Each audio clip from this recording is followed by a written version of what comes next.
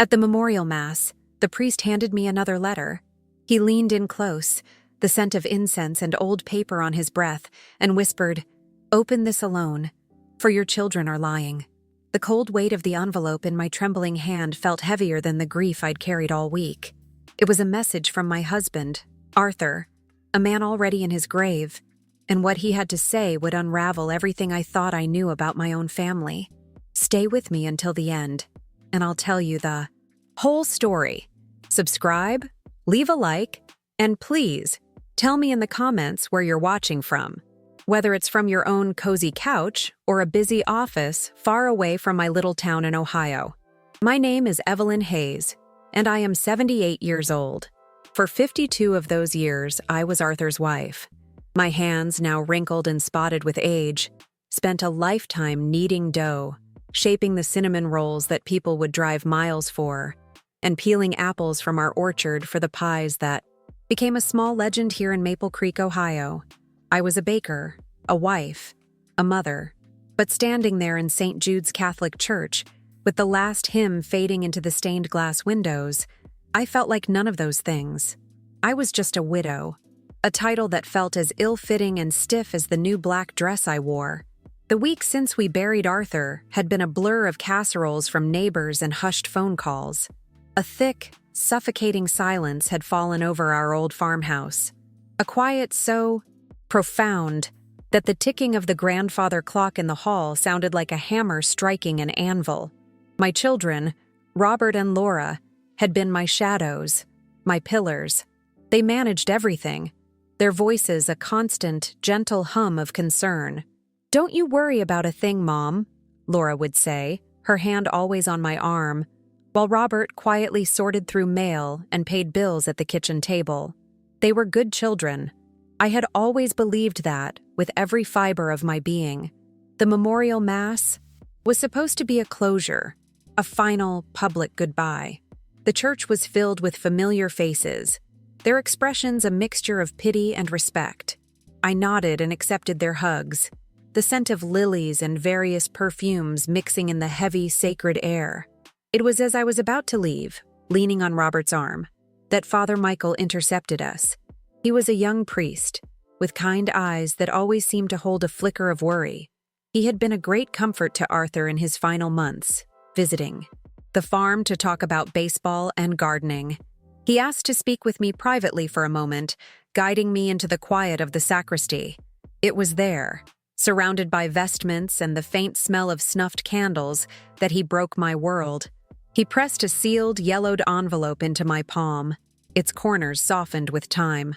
"Mrs. Hayes," he whispered, his eyes avoiding mine, a deep shame coloring his voice. "Arthur made me promise. He gave this to me weeks ago, with very specific instructions. I was to give it to you after the memorial, and to tell you his exact words." He took a breath, and the words came out in a rush. He said, "Open it alone, for your children are lying." The sentence hung in the air, a profanity in a holy place, and the blood drained from my face. The drive home was a silent movie. I sat in the back of Robert's sensible sedan, the letter tucked inside my purse, its presence a burning coal against my hip. Laura chattered from the front seat, talking about organizing a meal train with the church ladies, and how she'd already scheduled an appointment to have the lawn service come by. Robert drove, his knuckles white on the steering wheel, his focus absolute. They were taking care of me. They were protecting their grieving mother. Or were they? Arthur's words echoed in my mind, each one a stone thrown at the stained glass image I held of my family. I watched them, really watched them, for the first time. I saw the quick, knowing glance they exchanged when Laura mentioned the rising property taxes. I saw the way Robert's jaw tightened when she suggested it might be time to think about downsizing my life to make it more manageable. These were things they had said before, but now, filtered through Arthur's warning, they sounded different. They sounded calculated. The love that had once felt like a warm blanket now seemed like a heavy, suffocating net being lowered over me. When we arrived at the farmhouse, the place felt alien. The familiar scent of cinnamon and old wood that always greeted me at the door did nothing to soothe the cold knot of fear in my stomach. This house, this land, was my life's work, mine and Arthur's. We built it from the ground up, planting every apple tree in the orchard with our own hands. It was meant to be my sanctuary, the place where I would live out my days surrounded by memories. But now, as my children bustled around me, putting away groceries they'd bought and checking the thermostat, it felt like a gilded cage. They treated me like a fragile doll, a porcelain relic to be managed and maintained. "Mom, you should rest," Laura insisted, guiding me to my favorite armchair by the window. "Robert and I can handle dinner." I let her, too stunned and heartsick to argue. I clutched my purse on my lap, the letter inside a secret I had to protect from my own flesh and blood. For 52 years, Arthur's word was gospel, but to believe him now meant I had to believe my own children. The two souls I brought into this world were capable of a profound betrayal. And for what? This old house? A bit of land? It didn't make sense.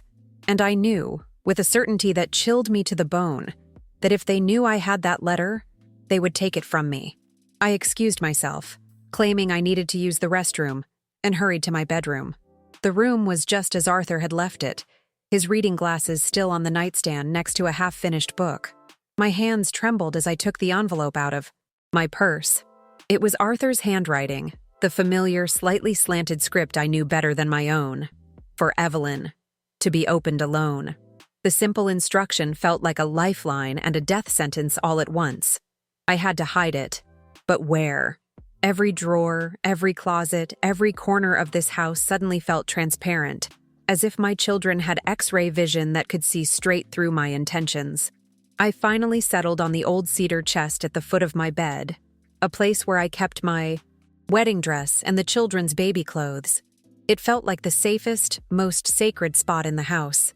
I slipped the letter between the folds of yellowed lace and satin, my heart pounding against my ribs like a trapped bird. The act of hiding something from my own children in my own home felt like a deep and terrible failure. What had our family become? Was this the legacy Arthur and I had built? A foundation of secrets and lies that I was only now beginning to uncover. When I returned to the EY living room, the atmosphere had shifted. Robert was on the phone in the kitchen, his voice low and urgent, something about power of attorney and expediting the process. Laura was looking through a stack of mail on the mantelpiece, her expression tight with an emotion I couldn't quite place. It wasn't just concern anymore. It was something sharper, more impatient. She held up a bill from the insurance company, her brow furrowed. "Mom, this is overdue. I thought we agreed I would handle all, the finances from now on. You can't be letting these things pile up." Her tone wasn't scolding, not exactly, but it was condescending. It was the voice one uses for a child who can't be trusted to tie their own shoes. I had managed this household for over 5 decades. I had run a successful home bakery, balanced budgets, and negotiated with suppliers. I was not an imbecile. Yet, in the week since Arthur's death, they had systematically stripped me of every responsibility, framing it as an act of love. "We just want you to focus on healing, Mom," they'd said. Now I wondered what they truly wanted me to be distracted from. The fear inside me was beginning to curdle into a slow-burning anger. These were my bills. This was my home, my life. Arthur had seen this coming. He had seen this subtle, creeping takeover and had tried to warn me from beyond the grave. The realization was a physical blow, knocking the wind out of me. I sank back into my armchair, feeling the full weight of my 78 years. I was tired, I was grieving, and I was utterly alone in a house full of people who were supposed to be my protectors. Robert hung up the phone and came back into the room, his face a mask of detached professionalism. "That was Mr. Henderson, the estate lawyer," he announced, not looking at me directly. "He just needs a few more signatures to finalize the transfer of assets to the trust we set up. It will make everything simpler, Mom. Protect you from probate and taxes." He made it sound so reasonable, so logical, but the word trust sounded like trap, and transfer sounded like theft. Every word was a carefully chosen tool to build the walls of my prison higher. Laura chimed in, her voice bright and persuasive. "Exactly. And we were thinking, Mom, the back 40 acres of the orchard, they're getting to be too much for anyone to manage. We had an offer from that new developer. It would give you such a nice nest egg. You wouldn't have to worry about money ever." Again, the offer was delivered like a gift. A perfect solution to a problem I didn't even know I had. They were a team, a united front with a well-rehearsed script, and I was the unsuspecting audience. I looked from my son's stoic face to my daughter's eager smile, and I saw them for what they were. Strangers wearing the faces of my children. The love I had for them was still there, a painful ache in my chest, but it was now tangled with a terrifying suspicion. How long had this been their plan? Had they been waiting for Arthur to die so they could put their scheme into motion? The thought was so monstrous, so ugly, that I almost couldn't breathe. I felt a desperate urge to run to my room, tear open the letter, and know the truth, no matter how devastating. But I couldn't. Not with them here. Their presence was a physical pressure, suffocating me. I felt their eyes on me, gauging my reaction, waiting for my compliance. I was a problem to be solved, an estate to be settled. My grief was just a temporary inconvenience in their larger plan. The silence in the room stretched on, filled only by the relentless ticking of the clock. I knew I had to say something, to play my part as the docile, grieving mother, but the words wouldn't come. My throat was tight with unshed tears and unspoken accusations. "Mom, are you okay?" Laura asked, her voice softening again, the concern returning to her eyes. "You look pale. Maybe you should lie down." It was her default solution to medicate me or put me to bed, to remove me from the equation so they could continue their work unimpeded. I just nodded, unable to trust my own voice. I allowed her to help me up, her touch feeling cold against my skin, and walked slowly toward my bedroom, each step feeling like I was wading through deep water. I closed my bedroom door and leaned against it, listening to their muffled voices in the living room. They were talking about me, about my fragile state. They were deciding my future in low conspiratorial tones. The farmhouse, once my safe harbor, now felt like enemy territory. The letter hidden in the cedar chest was a bomb, and I was too afraid to light the fuse. But the alternative, living in this carefully constructed lie, being managed and controlled by my own children, was a different kind of death. They stayed for another hour, cleaning the kitchen and leaving a plate of food covered in plastic wrap on the counter for me. It was a gesture of care that felt utterly meaningless, a hollow performance. When they finally came to say goodbye, Laura hugged me tightly, whispering, "We love you so much, Mom. We'll get through this together." The words, which would have comforted me just that morning, now felt like a threat. Together meant on their terms, according to their plan.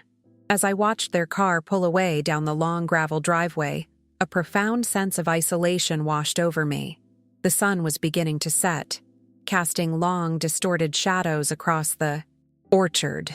The house was finally silent, but it was not a peaceful quiet. It was the heavy, expectant silence of a stage after the actors have left, but before the final curtain has fallen. I was trapped between a past I could no longer trust and a future I was terrified to face. I walked back to the kitchen and stood before the window, looking out at the apple trees Arthur and I had planted. They stood as gnarled, faithful witnesses to our life together. He had known. He had seen the truth and had found a way to warn me. The weight of that knowledge, of that final act of love and protection, was immense. He had passed the burden to me, trusting that I would be strong enough to carry it, strong enough to fight for myself. But was I? At 78, with a heart shattered by grief and a body that ached with the simple effort of living, I felt anything but strong. I felt old, tired, and profoundly foolish for having been so blind. My children were not just my children anymore. They were adversaries. And I had no idea what game we were playing or what the rules were. All I had was a single, terrifying clue, sealed in a yellowed envelope. The letter sat hidden in the cedar chest, a sleeping monster. Opening it would mean declaring war on my own family. A war I was not sure I could survive, let alone win. Leaving it sealed meant surrendering my home, my autonomy, and the last shred of my dignity. I looked at Arthur's portrait on the mantelpiece, his kind eyes seeming to watch me. With a mixture of love and urgency, he had done his part. Now, the choice was mine, and as darkness fell over Maple Creek, I felt utterly, hopelessly cornered, with no clear way out. For a long time after their car disappeared, I just stood there, a statue in my own living room. The silence they left behind was different from the one I'd been living with all week. It wasn't the quiet of grief. It was the quiet of a battlefield after one side has retreated to plan its next move.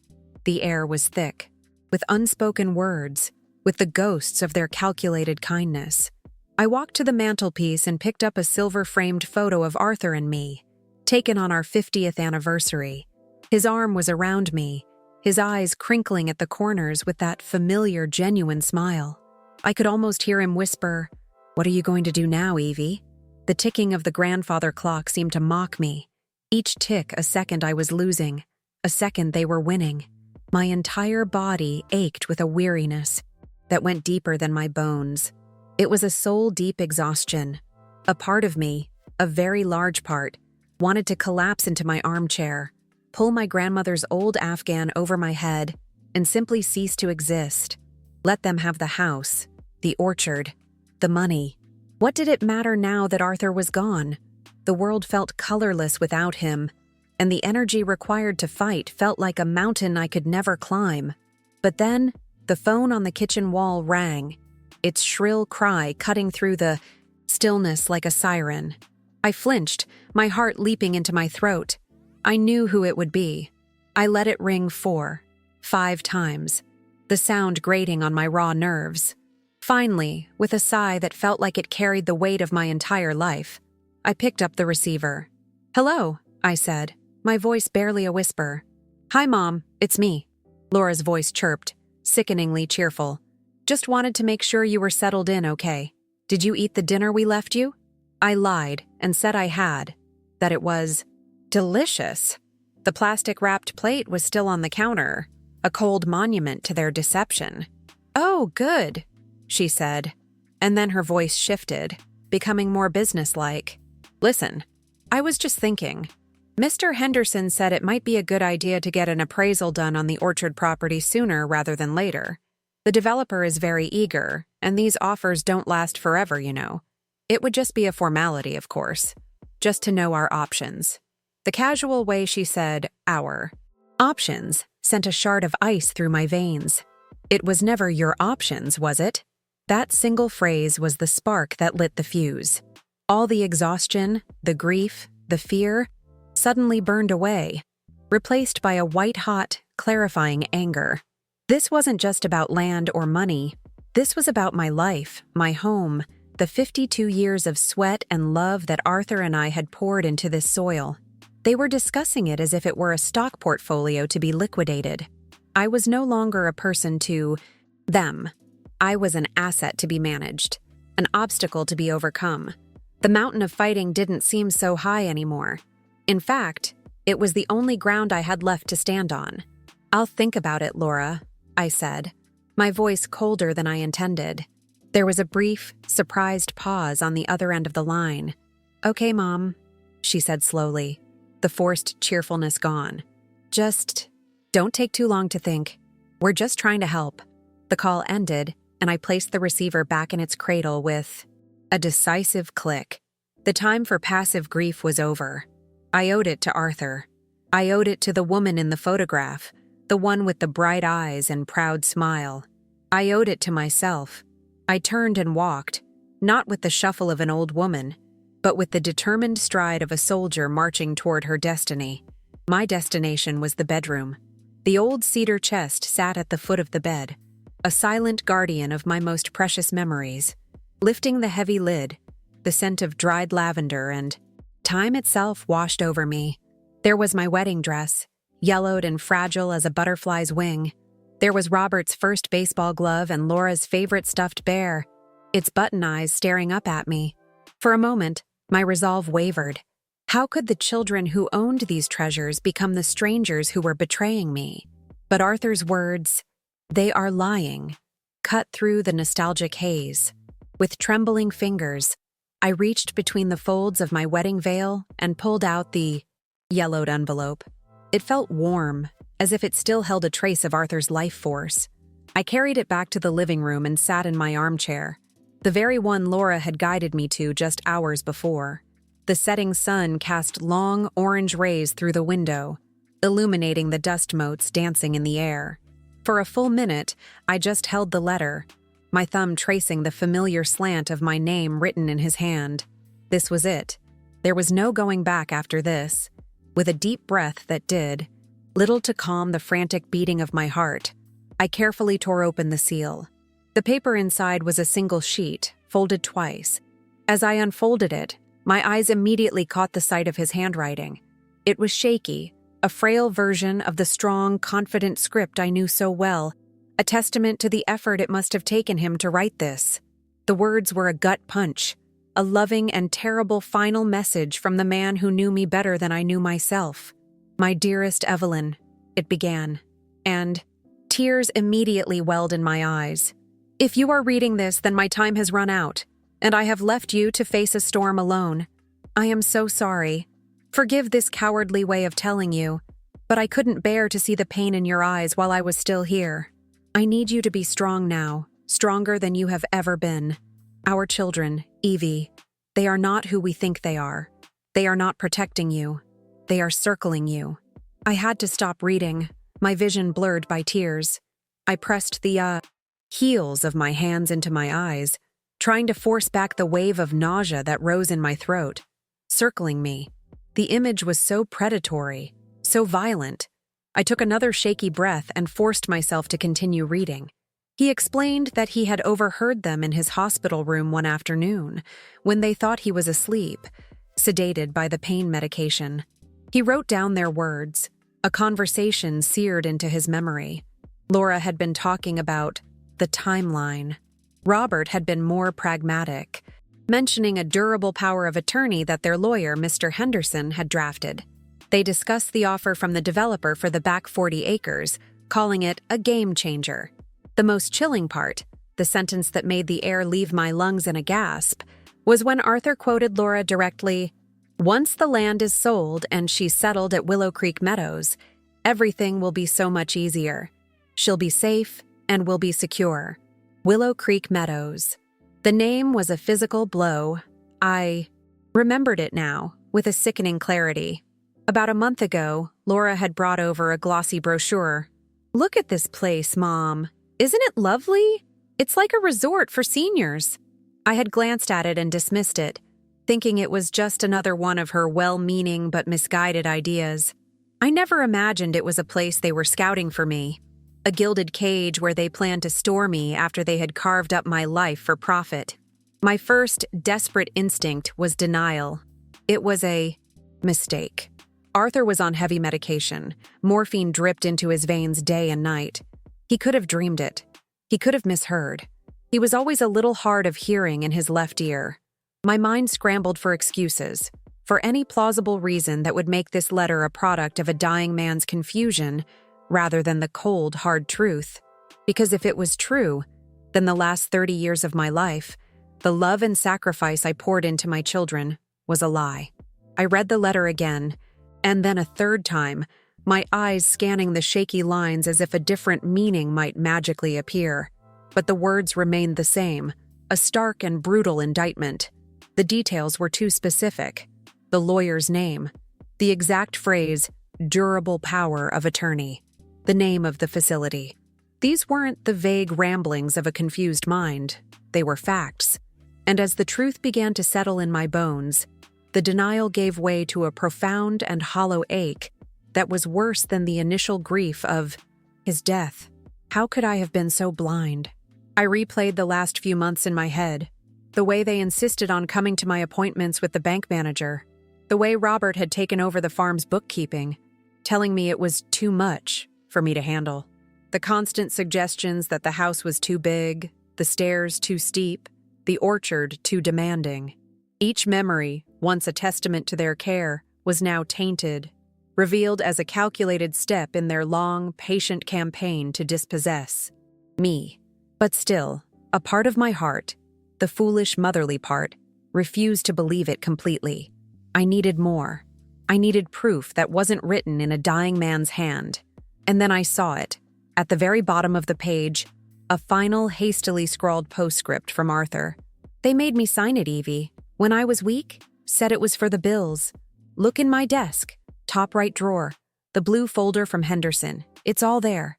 Be brave, my love." The roll-top desk stood in Arthur's study, a room I hadn't dared to enter since the funeral. It was his sanctuary, filled with his books, his maps, and the faint, lingering scent of the pipe tobacco he used to smoke on the porch. Just the thought of going in there made my chest tighten. It felt like a violation of his memory, a sacred space I shouldn't disturb. But his final words echoed in my mind. Be brave. He wasn't asking me to mourn him. He was asking me to fight for us. Gathering every ounce of courage I had left, I pushed myself out of the armchair and walked toward the study. The door creaked open, and the air inside was still and heavy, thick with his presence. His worn leather chair was tucked neatly under the desk, a book of poetry lying open on its surface.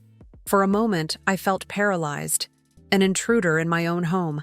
I could so easily turn around, go back to my room, burn the letter, and live in blissful, tragic ignorance.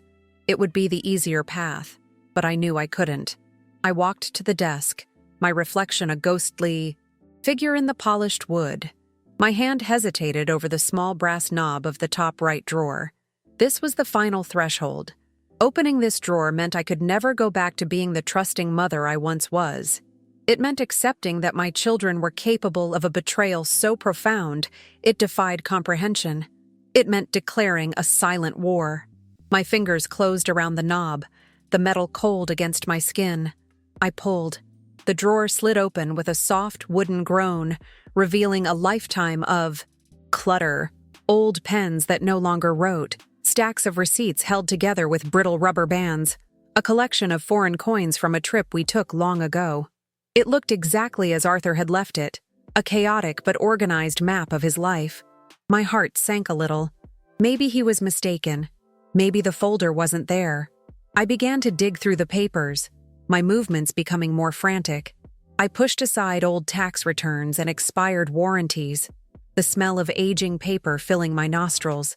My hope, a fragile and foolish thing, began to flicker. Perhaps it was all a terrible misunderstanding.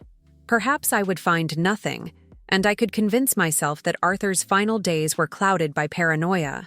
It was a comforting thought, a lifeline I desperately wanted to grab onto. And then I saw it. Tucked at the very back, almost hidden beneath a stack of old seed catalogs, was a sliver of bright royal blue. My breath caught in my chest. It was a brand new file folder, crisp and out of place, amongst the worn contents of the drawer. It was exactly as he had described. My hand trembled as I lifted it out. On the tab, in Robert's neat, blocky handwriting, were 2 words: Hayes Estate. I carried the folder back to the living room as if it were a venomous snake. I didn't sit down. I stood by the window, the last light of day fading outside, and opened it on the sill. Inside were several pages of dense legal jargon, but the title at the top of the first page was clear and unmistakable: Durable Power of Attorney. I scanned the document, my eyes catching phrases like full authority, management of all assets, and effective immediately upon incapacitation or death. At the very end, on the signature page, were 3 names: Robert Hayes, Laura Peterson, and beneath theirs, a signature that was barely recognizable as my husband's. It was a weak, spidery scrawl, the penmanship of a man whose hand could barely obey his mind. And next to it, the date, signed just 2 weeks before. He died. This was it. The irrefutable proof. The cold legal instrument of their betrayal. The weapon they had forged to take everything from me. A strange calm washed over me, displacing all the grief, fear, and denial. The world snapped into sharp, painful focus. The tears stopped. The trembling in my hands ceased. I looked out the window at the apple orchard. at the rows of trees standing like loyal sentinels in the twilight. They weren't just trees. They were a legacy. They were my home. And my children were not going to take them from me. Holding that blue folder, I finally understood. Arthur hadn't left me a storm to face alone. He had left me a map and a sword. The blue folder felt like ice in my hands, a cold, hard summary of my children's betrayal. For a long time, I just stood there in the encroaching darkness of the living room, the legal papers a stark white against the twilight. My first instinct was primal, to hide the evidence. I couldn't leave it out. Robert had a key to the house. He could walk in at any moment. My mind raced, scanning every corner of the room for a sanctuary. The cedar chest felt compromised now, too obvious. With a sudden clarity, I walked back into Arthur's study, my new war room, and knelt before the old, dusty fireplace we hadn't used in years. I carefully lifted the grate, wrapped the blue folder in an old oilcloth I found in a drawer, and tucked it deep inside the chimney flue, behind the damper. It was dark, dirty, and perfect. My next thought was to call a lawyer, but a wave of paranoia washed over me. Could they be monitoring my calls? The thought seemed insane, something out of a movie. But then, so did the contents of that folder. Laura, a paralegal, would know how to do such things. The phone on the wall, a familiar comfort for decades, now looked like a spy. I realized with a sinking heart that every tool of my life, my phone, my checkbook, even my mail, had been compromised, turned into a potential instrument of their control. I was a prisoner in my own home, and my first task was to map the walls of my cell before I could even think about escaping. My first real step was a stumble. In a moment of weakness, overwhelmed by the sheer scale of my isolation, I thought of Martha, my oldest friend from the church quilting circle. Surely Martha, who had known me since I was a girl, would believe me. I drove to the general store the next morning and used the payphone, the cold receiver smelling of rust and disinfectant. Her voice was warm and familiar, but as I tried to explain my fears, her tone shifted to one of pitying concern. "Oh, Evie, dear," she cooed. "Grief does terrible things to the mind. Your children adore you. Robert is so responsible. You must be mistaken." Her words, meant to soothe, felt like a shovelful of dirt on my coffin. It was a devastating lesson. I was completely and utterly alone in this. That night, sleep was a stranger. I lay awake, staring at the ceiling, the grandfather clock ticking off the seconds of my shrinking life. The image of my children's smiling faces floated in the darkness, and my heart ached with a terrible, conflicting love. How could the boy whose scraped knees I had bandaged, the girl whose hair I had braided, do this? The internal battle was fierce. Part of me, the mother in me, screamed that it was all a misunderstanding, but the other part, the part that Arthur's letter had awakened, knew the truth. I had to choose which voice to listen to. As dawn broke, painting the window gray, I made my choice. I would believe my husband. A new discipline took root in the barren soil of my grief. My old routine of tending roses and weeping over photo albums was over. At 6 a.m. every morning, I would go to Arthur's study, lock the door, and begin my real work. I started with his old filing cabinets, the ones Robert had labeled Archive Non-Essential. It was a mountain of paper, a history of our life together written in receipts, deeds, and old bank statements. I brewed a pot of coffee, put on Arthur's reading glasses, and began to dig, searching for a single thread that could help me unravel their web. The work was tedious, my eyes aching from the small print, but it was a purpose. For the first time in a week, I felt less like a victim and more like a detective. The days bled into one another, a blur of paper and dust. I learned about things I had let Arthur handle for 50 years: property taxes, water rights, capital gains. I discovered that 2 years ago, Robert had refinanced the farm's main mortgage, pulling out a significant amount of equity. He had told us it was to consolidate debt and lower the interest rate, and we had trusted him. Now, I saw the withdrawal slip for a cashier's check made out to a company I didn't recognize. I looked it up online at the library, my hands trembling as I typed. The company was a holding corporation, and its registered agent was none other than Mr. Henderson, their lawyer. A cold dread seeped into my bones. This had been going on for years, long before Arthur got sick. My internal resolve was constantly under assault. One afternoon, while searching through a trunk, I found a box of Laura's childhood drawings, stick figures of our family with a big yellow sun smiling down. I held a crayon drawing of me, labeled Best Mom in the Wold, and the tears I had been holding back finally came. A wave of guilt and sorrow crashed over me. Was I destroying my family? Was I becoming a bitter old woman, consumed by suspicion, tearing apart the last bonds I had left in this world? For a whole day, I couldn't bring myself to go back into the study. The weight of my task, of fighting my own children, felt too monstrous to bear. The external pressure was just as relentless. Laura started calling twice a day, her voice a cloying mix of sweetness and steel. "Just checking in, Mom. Are you eating?" And then, inevitably, "Have you thought any more about that appraisal?" The developer called again. "Robert says the offer might go up if we act fast." They were like wolves, circling, testing my defenses, sensing a change in the air. I learned to be vague, to deflect. "I'm not feeling up to it today, dear," became my mantra. But I could hear the impatience growing in her voice, the frustration simmering just beneath the surface of her feigned concern. They knew something was wrong. The confrontation I dreaded finally came.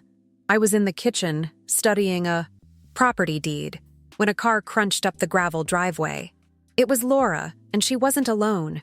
A man in a suit got out with her, carrying a clipboard. My heart hammered against my ribs. The appraiser. I met them on the porch, my hands gripping the railing to keep them from shaking. "Mom," Laura said, her smile wide and brittle. "This is Mr. Gable. He was in the area, so I thought we could just get the appraisal done. It'll only take an hour." It wasn't a request. It was an ambush. She was trying to force my hand, to steamroll my resistance. For a moment, I almost buckled. The old Evelyn, the compliant, gentle mother, wanted to just nod and step aside. It would have been so much easier. But then I saw the look in Laura's eyes. It wasn't concern. It was calculation. And behind it, a flicker of something else. Greed. That look was all the fuel I needed. I straightened my back, looked Mr. Gable directly in the eye, and said, in a voice that was surprisingly steady, "I'm sorry, but this is not a good time. My husband's affairs are not yet in order. You will have to reschedule." I then turned my gaze to Laura, my expression unyielding. "You should have called first, dear." The shock on her face was a small, satisfying victory. She was speechless. The appraiser, looking deeply uncomfortable, mumbled an apology and retreated to his car. Laura's face was a mask of fury, the pleasant facade completely gone. "What is wrong with you, Mother?" she hissed, her voice low and venomous. "We are trying to help you secure your future." I simply looked at her and said, "My future is perfectly secure right here, in my home. Now, if you'll excuse me, I have things to do." I turned, walked back inside, and closed the door, my heart pounding with a terrifying and exhilarating new strength. I had won the first battle. That small victory galvanized me. I knew I couldn't keep digging through papers forever. I needed a professional, an ally who understood the language of the enemy. I returned to the filing cabinets with renewed vigor, but this time I was looking for something different. Not a discrepancy, but a name. Arthur was a meticulous man. He wouldn't have trusted Henderson completely, especially not in the later years. He must have had someone else, a second opinion. I started looking through old correspondence, letters from lawyers about our wills from decades ago, anything that wasn't connected to Henderson. It was in a dusty, forgotten box labeled Wills 1995 that I found it. It wasn't a letter, but a small, unassuming business card clipped to an old draft of our will. The card was simple, cream-colored, with embossed black lettering. Samuel Davies, attorney at law, specializing in estate and property law. The address was in Canton, a city 40 miles away, far from the small-town network of Maple Creek where Henderson was a prominent figure. I I stared at the card, a fragile piece of paper that felt like a key. This was it. This was the person Arthur had trusted. The next morning, I put on my Sunday best, a floral dress I hadn't worn since before Arthur's illness. I did my hair, put on a touch of lipstick, and for the first time in a long time, I saw a flicker of the old me in the mirror. I drove to a diner in the next town over and used their payphone. My hands were shaking so badly I had to dial the number twice. A calm, professional voice answered, "Davies Law Office." I took a deep breath and asked to speak to Mr. Davies, explaining that I was the widow of a former client, Arthur Hayes. To my immense relief, he remembered Arthur. "Of course," he said, his voice kind. "A fine man. I was sorry to hear of his passing. How can I help you, Mrs. Hayes?" The simple act of being spoken to with respect, as a person, and not a problem, almost made me weep. I told him I needed to discuss a sensitive family matter regarding my husband's estate. We scheduled an appointment for the following afternoon. Hanging up the phone, I felt a surge of hope so powerful it almost made me dizzy. I wasn't just hiding and reacting anymore. I was taking action. The 40-mile drive to Canton the next day felt like a journey to another country. I was leaving behind the familiar fields and quiet roads of my life and heading into unknown territory. The city felt big and intimidating, the buildings towering over me. I found Mr. Davies's office in a modest brick building downtown. It wasn't fancy like the offices Henderson had in Maple Creek. It was small, quiet, and felt safe. Mr. Davies was an older man, perhaps in his late 60s, with kind eyes and a gentle demeanor that reminded me of my own family doctor. He listened patiently for over an hour as the entire story poured out of me. The priest, the letter, my children's behavior, the power of attorney, the hidden financial documents. I didn't cry. I spoke with a clarity and precision that surprised even myself, laying out the facts one by one. I had brought copies of everything I had found, and I spread them across his large mahogany desk. He examined each document carefully, his brow furrowed in concentration. He read Arthur's letter twice, his expression grim. The silence in the room was thick with the weight of my story. When he finally looked up, his eyes met mine, and he said the words that changed everything. "Mrs. Hayes," he said, his voice soft but firm. "Based on this evidence, I believe you have been the victim of a calculated case of financial elder abuse and undue influence. Your husband was right to be concerned. They are indeed lying." Hearing a legal professional validate my deepest fears was both terrifying and liberating. I wasn't a paranoid, grieving old woman. I was a victim. And now, I had an advocate. Mr. Davies explained the steps we could take: petitioning the court to invalidate the power of attorney, filing for an emergency injunction to freeze all assets, and demanding a full accounting of the estate. He warned me it would be a difficult, painful, and public fight. "It will mean taking your own children to court, Evelyn," he said, using my first name for the first time. "Are you prepared for that?" I looked out his window at the busy city street below. People were rushing by, living their lives, completely unaware of the war I was about to wage. For a moment, I thought about the wreckage it would cause, the scandal in our small town, the permanent rupture with my children, the end of my family as I knew it. The cost was immense. But then I thought about Arthur and the promise I had made to him at his bedside to protect our home, our legacy. I thought about Willow Creek Meadows, the cheerful, brochure-ready prison they had chosen for me. I turned back to Mr. Davies, and the fear was gone, replaced by a cold, hard certainty. "Yes," I said, my voice clear and strong. "I am prepared." A small, approving smile touched his lips. "Good," he replied. "Then let's get to work." We spent another hour outlining the II strategy, the first legal steps we would take. He would file the initial motions immediately. He gave me instructions, things to do, and more importantly, things not to do. I was not to speak to my children about this. I was to act as normally as possible until the papers were served. I walked out of that office feeling taller than I had in years. The sun was bright, and the city no longer seemed intimidating. It felt like a place of possibility. I had walked in as a frightened widow, and I was walking out as a plaintiff. I had an army of one, but I also had the truth on my side, and now I had a general to help me lead the charge. The fight was far from over, but for the first time, I believed I could win.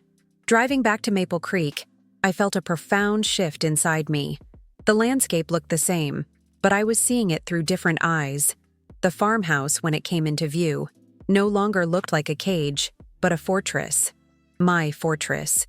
It was a symbol of everything I was fighting. For, when I pulled into the driveway, the phone was ringing. I walked inside and looked at the caller ID. It was Robert. I let it ring, listening to the sound, not with fear, but with a detached calm. When it finally stopped, I walked to the hall mirror and looked at my reflection. A 78-year-old woman stared back at me, her face etched with grief and new lines of worry. But her eyes were different. The frightened, lost look was gone. In its place was something I hadn't seen in a very long time. The steely resolve of a woman who knew her own mind. The woman who had built a business from her own kitchen, raised 2 children, and stood by her husband for 52 years.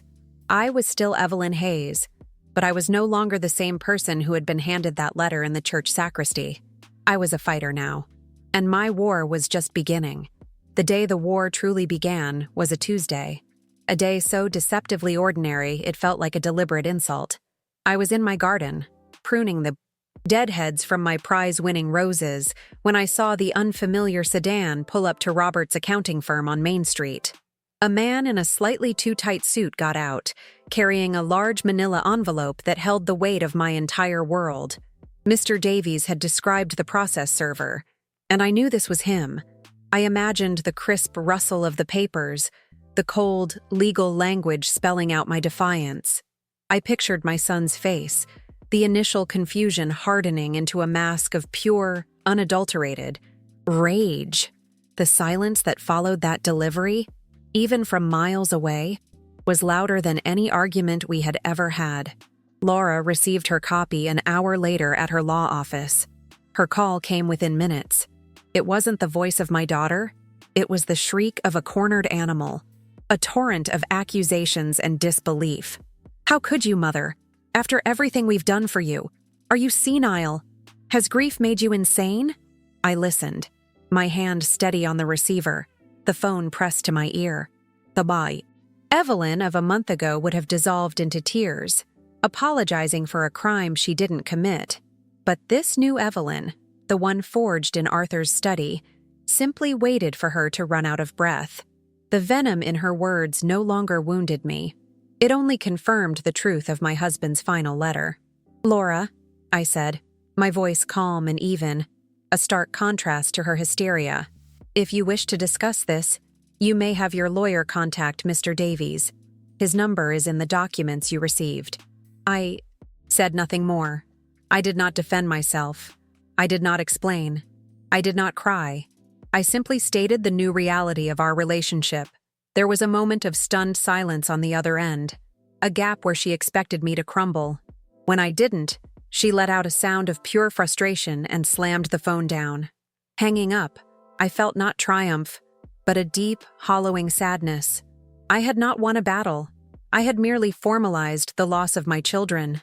The news spread through Maple Creek like a contagion. My lawsuit against my own children was the most scandalous piece of gossip to hit our town in decades. Suddenly, I was a pariah. At the general store, conversations would halt when I walked in, replaced by furtive whispers and sideways glances. Women from my quilting circle, who had brought me casseroles just weeks before, now crossed the street to avoid me. They saw a cruel, ungrateful mother, a woman who would air her family's dirty laundry in public. They couldn't possibly comprehend the quiet betrayal that had forced my hand, the years of subtle manipulation that had led to this. Martha, my oldest friend, called to deliver her verdict. "Evelyn, I am praying for you," she said, her voice dripping with pious disappointment. "To do this to your own flesh and blood? It's unnatural. Robert and Laura are good children. Whatever you think they've done, It is your duty as a mother to forgive and keep the peace." Her words were meant to shame me back into my place, to force me into the role of the docile, self-sacrificing matriarch. But her judgment only strengthened my resolve. The peace she spoke of was a lie, a carefully constructed illusion I was no longer willing to live inside. I thanked her for her prayers and politely ended the call. My isolation became my sanctuary. The farmhouse, once a symbol of my imprisonment, transformed into my fortress. The ticking of the grandfather clock was no longer a countdown to my demise, but the steady, rhythmic heartbeat of my own. Resilience. I spent my days not with people, but with the land. I worked in the orchard, my hands in the dirt, feeling a connection to Arthur and the life we had built. The apple trees, with their gnarled branches and deep roots, seemed to understand. They stood as silent, faithful witnesses, offering a companionship that was more honest than any I could find in town. The legal process was a slow, grinding machine designed to wear a person down. There were depositions, mediations, and endless mountains of paperwork. Mr. Davies was my shield, absorbing the worst of the attacks from Henderson, who painted me as a confused, vindictive old woman manipulated by a predatory lawyer. But in the deposition room, sitting across a table from my own children, I saw the truth plain as day. They could barely look me in the eye. Their answers were rehearsed, their stories filled with contradictions and feigned concern that crumbled under Mr. Davies' calm, persistent questioning. The turning point came when Mr. Davies presented the evidence of the mortgage Robert had taken out on the farm. He produced bank statements showing the money had been funneled into his failing accounting firm, not into consolidating farm debt as he had claimed. I watched my son's face, the confident mask of the responsible businessman cracking to reveal the desperate, frightened man underneath. He had been using our home, our legacy, as his personal piggy bank for years, gambling with the very land his great-grandfather had first tilled.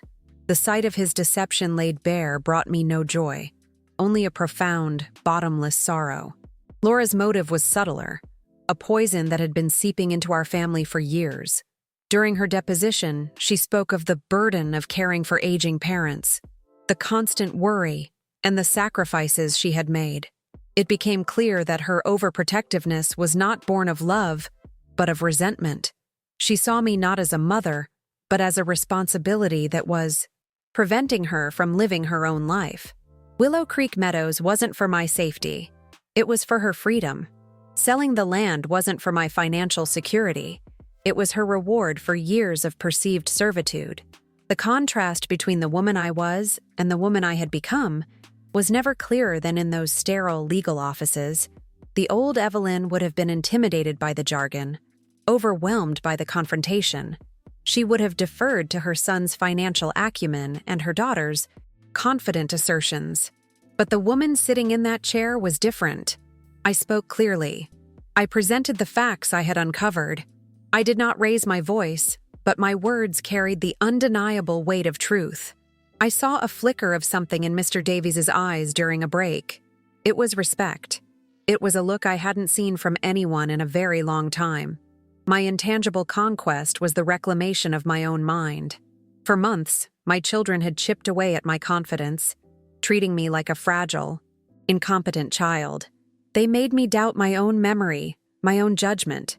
But the process of fighting back, of digging through records and building my own case, had reawakened a part of me I thought was long gone. I was not just a baker or a widow. I was intelligent, capable, and sharp. The greatest lie they had told was not about the money, but about who I was.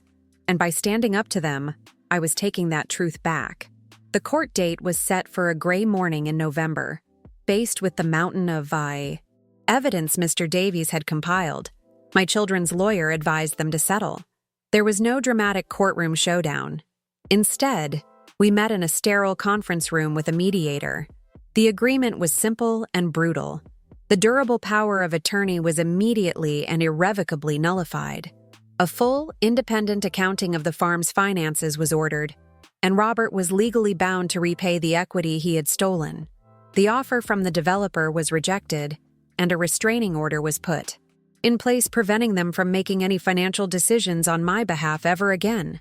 They signed the papers in silence, their faces pale and drawn. Laura wouldn't look at me at all, her gaze fixed on a point on the far wall. Robert, however, met my eyes across the table just once. In his expression, I saw a toxic cocktail of emotions: anger, shame, and a sliver of what looked like regret. But there was no apology. There was no remorse for the pain they had caused, only for the fact that they had been caught.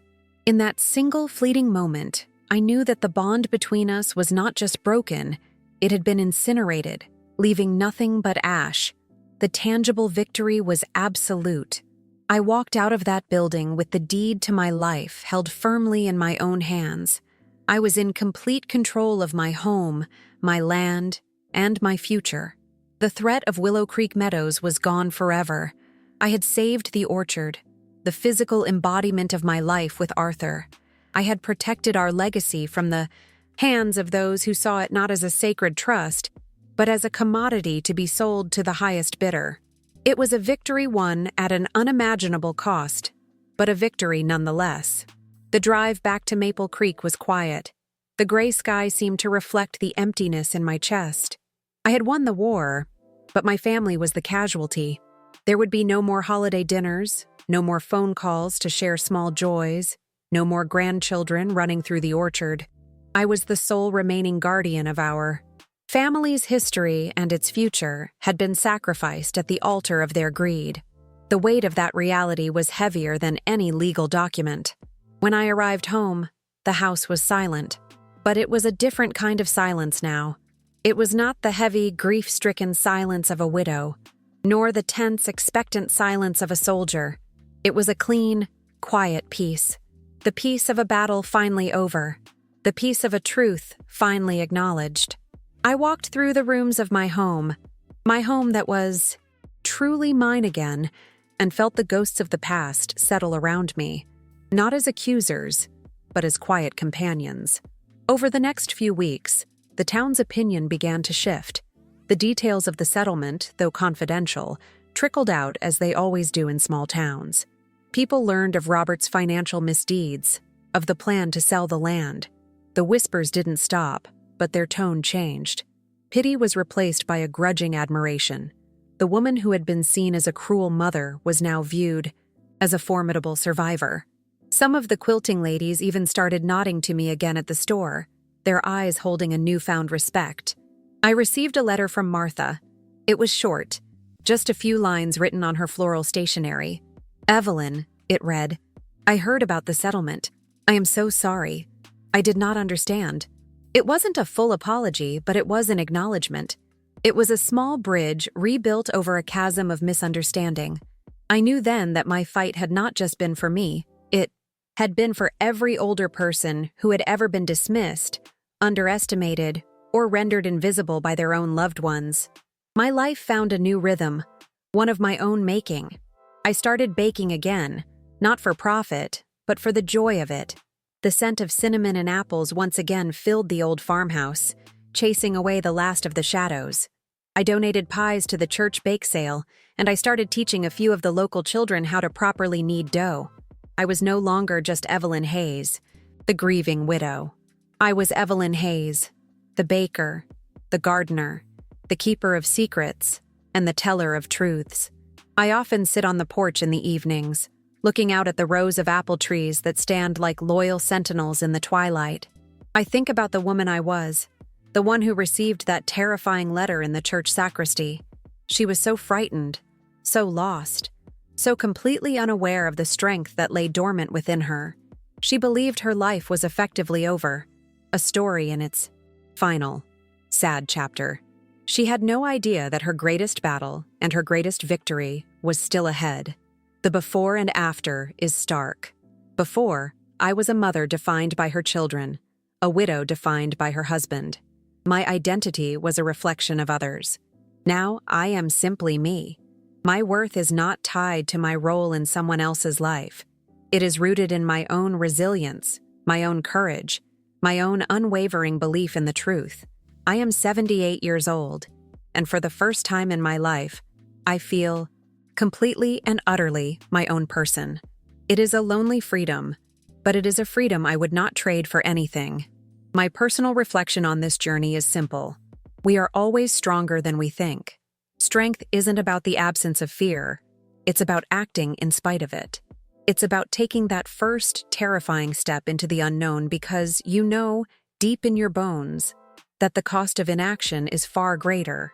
It's about finding your voice, even if it trembles when you first begin to speak.